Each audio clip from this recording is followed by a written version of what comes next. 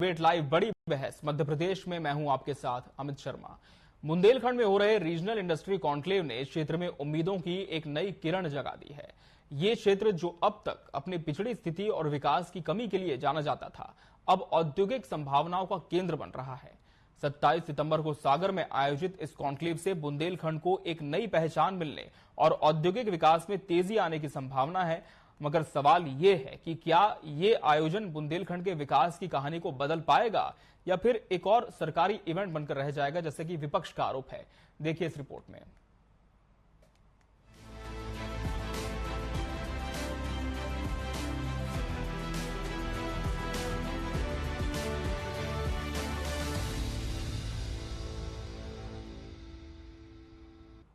बुंदेलखंड के औद्योगिक विकास की दिशा में एक बड़ा कदम उठाते हुए सागर में आयोजित इस रीजनल इंडस्ट्री कॉन्क्लेव ने निवेशकों का ध्यान खींचा है। GIS यानी ग्लोबल इन्वेस्टर समिट की रिपोर्ट के अनुसार 4500 से अधिक उद्यमियों ने इस आयोजन के लिए पंजीकरण कराया है। खनिज संसाधन, नवकरणीय ऊर्जा, खाद्य प्रसंस्करण और पर्यटन जैसे क्षेत्रों में बड़ी संभावनाएं नजर आ रही हैं। इसके साथ ही एक जिला एक उत्पाद योजना के तहत स्थानीय उत्पादन को बढ़ावा देने के लिए भी इन्वेस्टर समिट का हम आयोजन कर रहे हैं, जिसके माध्यम से अलग अलग क्षेत्र के उद्योगपति, निवेशक अपने अपने क्षेत्र के हमारे मध्य प्रदेश में निवेश करें, यहाँ रोजगार के अवसर उपलब्ध कराए। इसीलिए लघु उद्योग, कुटीर उद्योग, मध्यम श्रेणी के उद्योग, food industry, IT park, AI, युवाओं को लेकर के, गरीबों को लेकर के, महिला और किसानों को लेकर के सभी क्षेत्रों में सरकार रोजगार के अवसर लगातार सृजित करने के लिए अभियान चला रही है। बुंदेलखंड, जहां खनिज संसाधनों और कृषि आधारित उद्योगों की असीम संभावनाएं मौजूद हैं, वहां निवेशकों की नजरें अब इन उद्योगों को सशक्त करने पर टिकी हैं। इस कॉन्क्लेव के माध्यम से सरकार निवेशकों को विशेष अवसर प्रदान कर रही है, जिसमें खनिज संसाधन और नवकरणीय ऊर्जा के क्षेत्र में बड़े निवेश के प्रस्ताव दिए जा रहे हैं। कांग्रेस का कहना है कि यह आयोजन भी सरकार का एक और प्रोपेगेंडा है, जिसे केवल सियासी लाभ के लिए इस्तेमाल किया जा रहा है। विपक्षी दल मांग कर रहे हैं कि सरकार को जमीनी हकीकत दिखानी चाहिए और निवेश के साथ साथ विकास के ठोस परिणाम भी सामने लाने चाहिए। भविष्य की संभावनाएं उद्योग लगाने के लिए तलाशी जा रही हैं, लेकिन मेरा एक कहना है कि जब मुख्यमंत्री जी ये सम्मेलन कर रहे हैं तो इसके साथ साथ सागर, दमोह, पन्ना, छतरपुर, टीकमगढ़ का जो इंडस्ट्रियल एरिया है, इसमें 95% पुरानी फैक्ट्री बंद हो चुकी है।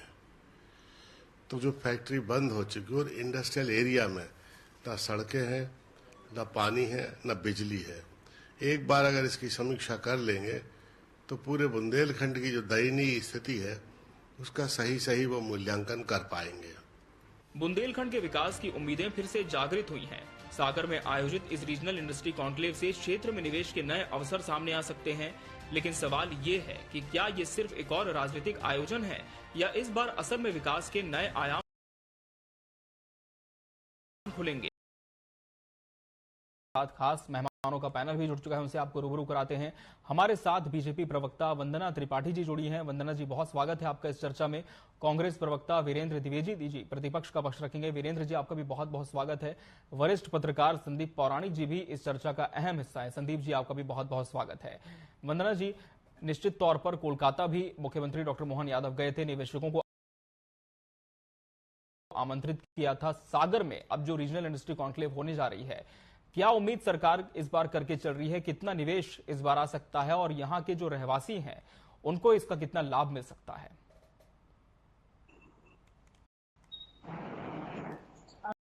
जी नमस्कार सभी को।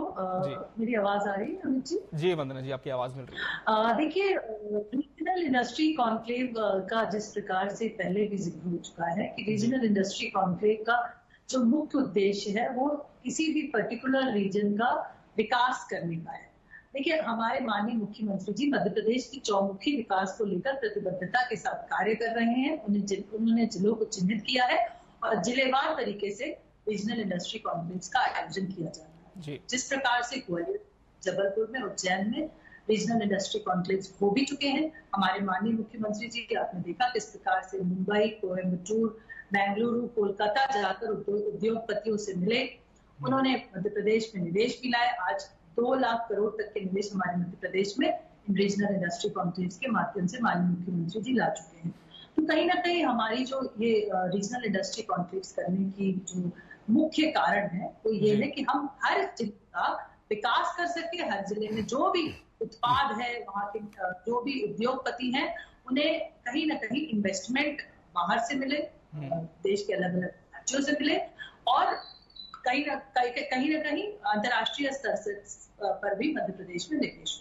देखिए, मध्य प्रदेश एक ऐसा राज्य है जो इकोनॉमी के मामले में बहुत ग्रोइंग है। मध्य प्रदेश का जीडीपी आपको पता है 16% है, जो कि इंडिया के जीडीपी का 4.73% कंट्रीब्यूट करता है। तो मध्य प्रदेश का एक स्टेटस है इकोनॉमी के पॉइंट ऑफ व्यू से।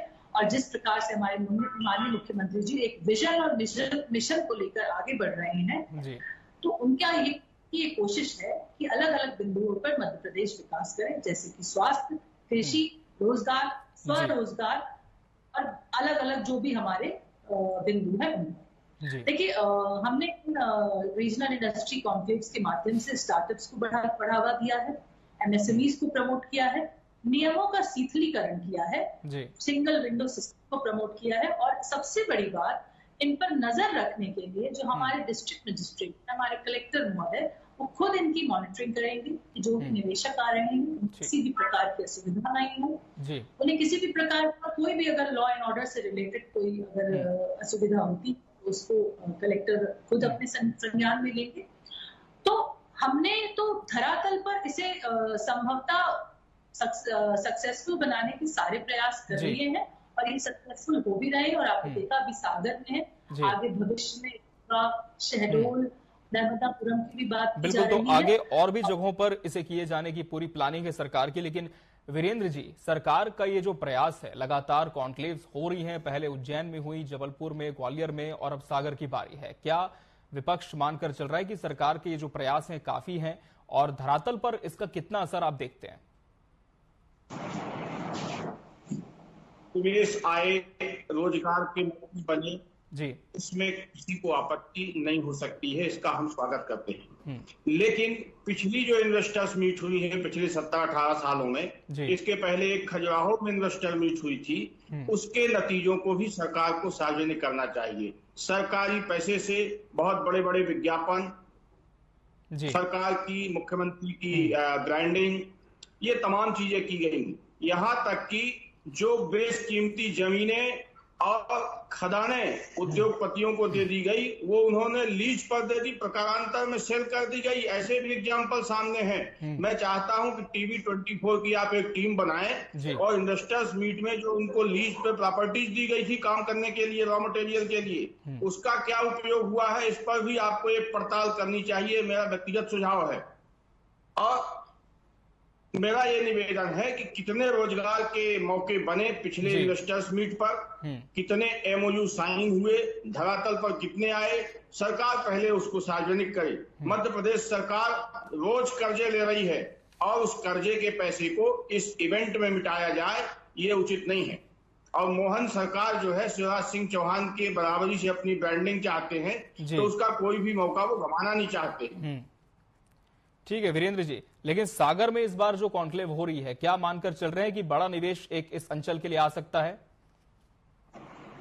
निश्चित तौर पर उद्योगपति आएंगे, वो वायदे करेंगे। मैं बार बार कहता हूं कि वो धरातल पर आए, इसके लिए प्रयास होना चाहिए।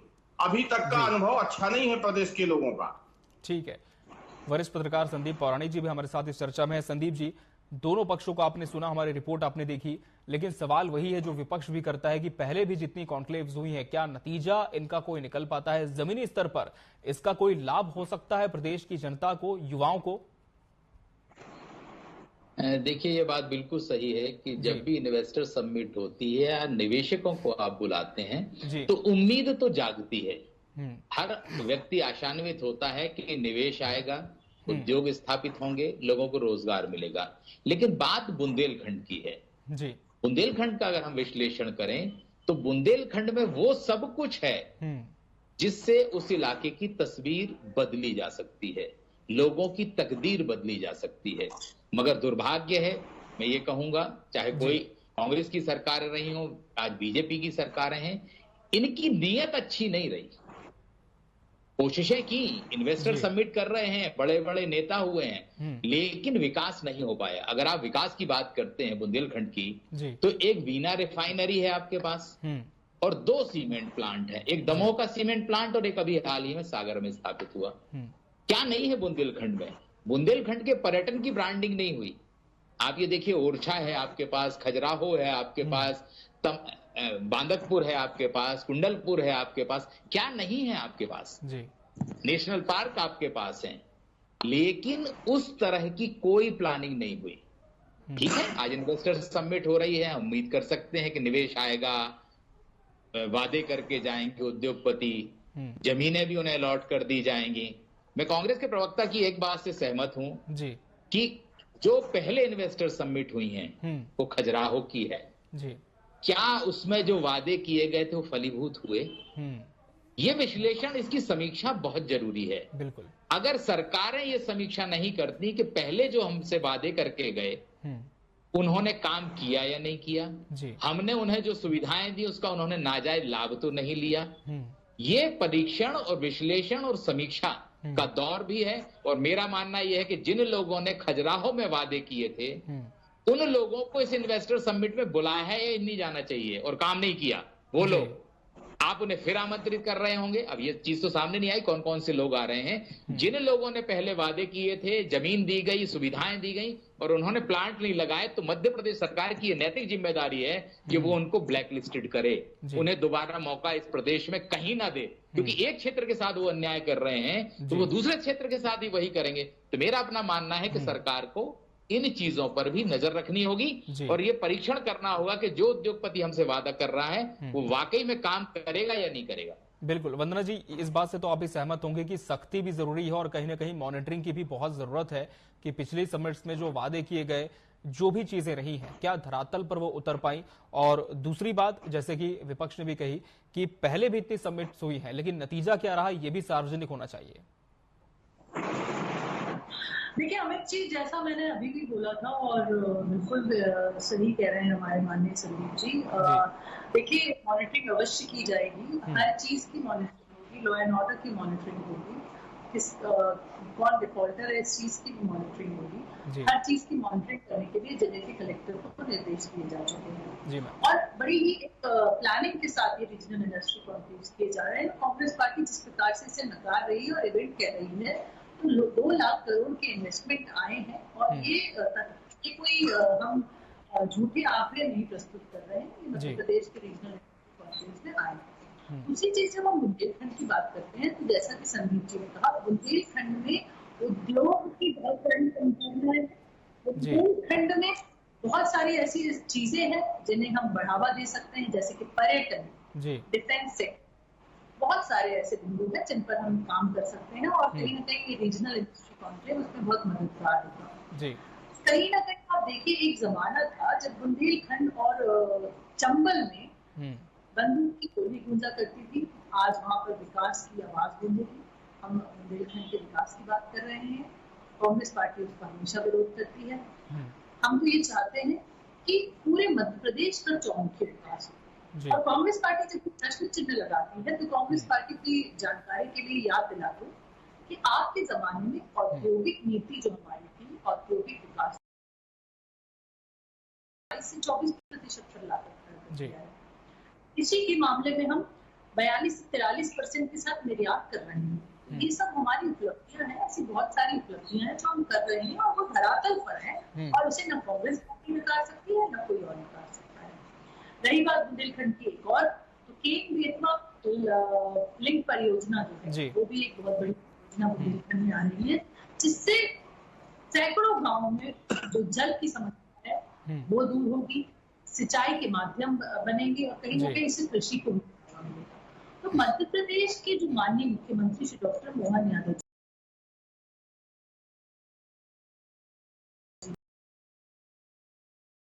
वो दिखाती है कि वो बुंदेलखंड के लिए विकास के लिए कार्य कर रहे हैं। और पूर्व में जब शिवराज सिंह चौहान जी की सरकार थी तब भी आपने देखा है कि पूरे मध्य प्रदेश के विकास के लिए शिवराज सिंह जी तत्परता के साथ कार्य करते हैं। अभी जो ये रीजनल इंडस्ट्री कॉन्क्लेव है, इसका मुख्य उद्देश्य यही है कि हमें वो स्थान चिन्हित करने हैं जहाँ पर हमें उद्योग सबसे अपार क्षमताएं दिखाई देती है और वहाँ पर उद्योगपतियों को किसी भी प्रकार से हमें ये मोटिवेट करना है कि वो आए और वहाँ पर इन्वेस्टमेंट करें और हमारे मध्य प्रदेश के विकास में, हमारे मध्य प्रदेश की इकोनॉमी के डेवलपमेंट में योगदान। ठीक है वीरेंद्र जी, सरकार ने हर ओर ध्यान दिया है, प्रयास भी लगातार जारी है, लेकिन जहां तक बुंदेलखंड की बात है, क्या इस अंचल पर मानते हैं कि पहले भी जो आयोजन हुए हैं, जो चीजें हुई हैं, वो काफी थी, इसका लाभ यहां के लोगों को मिल पाया या कोई कमी आप देखते हैं? देखिए, पिछले 17-18 सालों से भारतीय जनता पार्टी की सरकार है जी। रही बात स्कोप की, संभावनाओं की, तो बुंदेलखंड में स्कोप की और संभावनाओं की प्राकृतिक रूप से कोई कमी नहीं है जी। अंतरराष्ट्रीय पर्यटक स्थल हमारे पास है, हीरा हमारे पास है, आयरन और हमारे पास है, तमाम तरह के जो रिच मिनरल्स है वो हमारे पास है। प्रश्न ये है कि मैं बार बार इस पर आता हूँ, पिछले उद्योगपतियों ने जो सरकार से वायदा किया है, जो जमीनें ली हैं, उनका उन्होंने क्या इस्तेमाल किया है? अगर नहीं किया हो तो जमीनें वापस की जाएं, दूसरे लोगों को दी जाए जो काम कर सकते हैं। दूसरा, उनकी हॉस्पिटलिटी पे जो सरकार ने मोटा खर्चा किया है वो भी उनसे वसूल किया जाना चाहिए। यहाँ पर क्यों शामिल हुए जब वो कुछ कर नहीं सकते थे और क्यों प्रॉमिस करके गए? और रही बात पिछली सरकारों की, तो 20 सालों से 18 साल से भारतीय जनता पार्टी का शासन है। उस समय की सरकारों के बजट में और आज की सरकारों की बजट में बहुत बड़ा अंतर है। सरकारों के आय के स्रोत का आकार भी बहुत बड़ा है। तो निश्चित तौर पर उन दिनों जो क्षमताएं सरकार के पास रही होंगी, दमोह का जेके सीमेंट है, वो डायमंड सीमेंट कांग्रेस के टाइम पर बना है और भी तमाम तरह के काम हुए हैं। लेकिन सवाल ये है कि आज जो वायदे होंगे ये पूरे होंगे कि नहीं होंगे, इसका पिछला एक बार रिवीजन तो करें।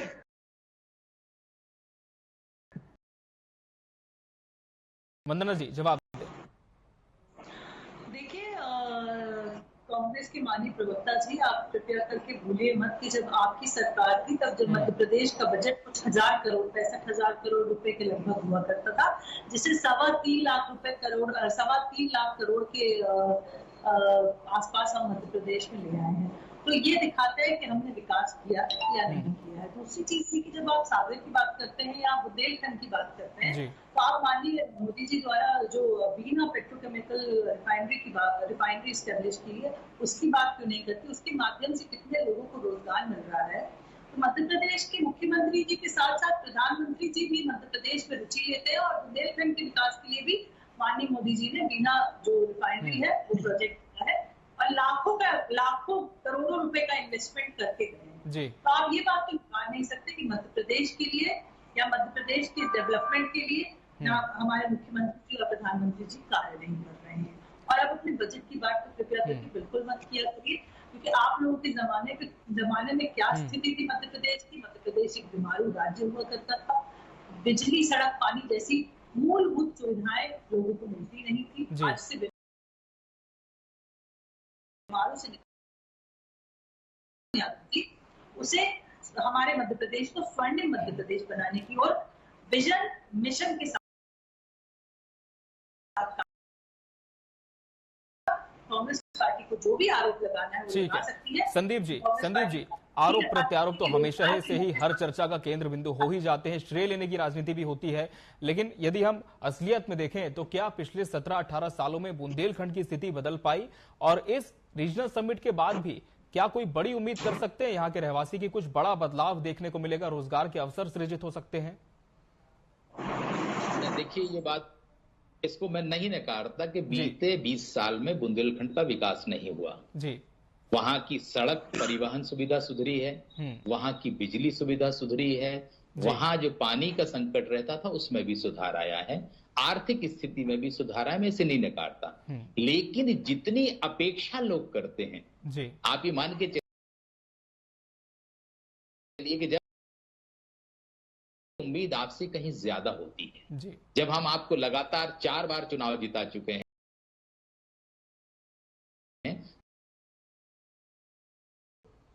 राहुल गांधी ने के 2008 में मध्य प्रदेश और उत्तर प्रदेश का जो बुंदेलखंड है वहां का प्रवास हुआ था, तो केंद्र सरकार ने 7200 करोड़ का एक पैकेज दिया था जी। हम सबके सामने उदाहरण है कि उस पैसे का हुआ क्या। सरकार किसकी थी? बीजेपी की। कांग्रेस की रिजिम में मंजूर हुआ। मेरा कुल मिलाकर के मानना यह है कि राजनेताओं को, आज बीजेपी सत्ता में है, कांग्रेस की नैतिक जिम्मेदारी आरोप लगाने तक नहीं है अमित जी। कांग्रेस को एक रोड मैप भी देना चाहिए। विपक्ष की सकारात्मक भूमिका क्या है कि बुंदेलखंड में क्या कर सकते हैं हम, क्या बुंदेलखंड में होना चाहिए और वहां की जरूरत क्या है। तब नैतिक तौर पर एक आप अच्छे विपक्ष की भूमिका निभा सकते हैं। आरोप लगाने से ये काम हुआ या नहीं हुआ, इससे बात नहीं चलेगी। मेरा मानना यह है कि सरकार जो काम करने जा रही है उस पर आपकी भी पैनी नजर होनी चाहिए और आप मौके पर ये बताएं। आज इन्वेस्टर समिट हो रही है, कांग्रेस की जिम्मेदारी थी, कांग्रेस के प्रवक्ता है तो नहीं बताना चाहिए कि बुंदेलखंड में क्या होना चाहिए, किस तरह का इन्वेस्टमेंट होना चाहिए। तो मुझे लगता है ये सकारात्मक राजनीति का पक्ष होता है। बिल्कुल वीरेंद्र जी, क्या सुझाव देंगे सरकार को? क्या कोई रोड मैप दे सकता है विपक्ष? विपक्ष जरूर रोड मैप दे सकता है जी। सरकार की जिम्मेदारी है कि विपक्ष को वो फोरम उपलब्ध कराए, ज्वाइंट मीटिंग करे, तो जरूर रोड मैप मिलेगा। विधानसभा तो चले नहीं देती सरकार, विपक्ष के सवाल सुनती नहीं है। ये रोड मैप इनको चाहिए ही नहीं, एक तरफा काम कर रहे हैं। हाँ, अगर ये रोड मैप मांगेंगे तो कांग्रेस पार्टी जरूर देगी। दूसरी बात, आपने बहुत अच्छी बात कही, बुंदेलखंड पैकेज, तो उसके दुरुपयोग और सदुपयोग पर भी एक बार समीक्षा की जाए जी। भारतीय जनता पार्टी के नेता बकरियों के नाम पे अनुदान लेके खा गए और बकरी की पूंछ तक उनके घर पे नहीं पाई गई। ये व्यक्तिगत तौर पर मैं बुंदेलखंड से पवई से आता हूं, पन्ना जिले की, और रोड मैप जरूर मिलेगा। उनको ये मानना चाहिए इस बात का कि विपक्ष के लोगों के साथ वो बैठक करें, बुलाएं, रोड मैप मिलेगा। वंदना जी, क्या कोई ऐसा मिलजुल कर नतीजे पर पहुंचा जा सकता है कि विपक्ष की भी इसमें सहभागिता हो, सरकार भी उस तरफ से कदम बढ़ाए? कहां रोड मैप दे रहे हैं? डिबेट में तो दे नहीं सकते। जी, वंदना जी जवाब दें। देखिए अमित जी, कांग्रेस पार्टी जब से भारतीय जनता पार्टी की पुनः सरकार बनी है तो कांग्रेस पार्टी सिर्फ विरोध करने के सिवाय कुछ भी नहीं कर रही है। एक सकारात्मक विपक्ष के तौर पे अगर हमें सुझाव देती तो बिल्कुल उन पर अमल किया जाएगा। देखिए वीरेंद्र जी हूँ या मैं हूँ, वो कह रहे कि आप मंच तो दें, सुझाव हम लेकर आएंगे। जी, चाहते हैं कि मध्य प्रदेश विकासशील राज्य से विकसित राज्य बने, ये हम सबका सपना है। और अगर उस धारा में कोई अपना योगदान देना चाहेगा तो बिल्कुल हम उसको लेंगे और ये लोग रोड मैप दें, अवश्य बताएं कि वहां पे उद्योग की क्या संभावनाएं हैं, क्या चीजें की जा सकती है, और उनको माननीय मुख्यमंत्री जी के साथ जाकर साझा करें और मुख्यमंत्री जी अवश्य उन पर कार्य करेंगे, क्योंकि मुख्यमंत्री जी जिस प्रकार से प्रदेश के विकास, बिल्कुल, तो कहीं ना कहीं मिलजुल कर के प्रदेश का विकास करना है सत्ता पक्ष और विपक्ष को। फिलहाल 27 तारीख यानी कि कल से जो समिट होने वाली है बुंदेलखंड में, देखना होगा कि किस तरह से प्रतिसाद इसका आता है। बहरहाल समय हमारे पास इतना ही था इस चर्चा के लिए। आप सभी मेहमानों का बहुत बहुत शुक्रिया हमसे इस चर्चा में जुड़ने के लिए। इसी के साथ बड़ी बहस डिबेट लाइव मध्य प्रदेश में आज के लिए फिलहाल इतना ही। मुझे और मेरी पूरी टीम को दीजिए इजाजत। नमस्कार।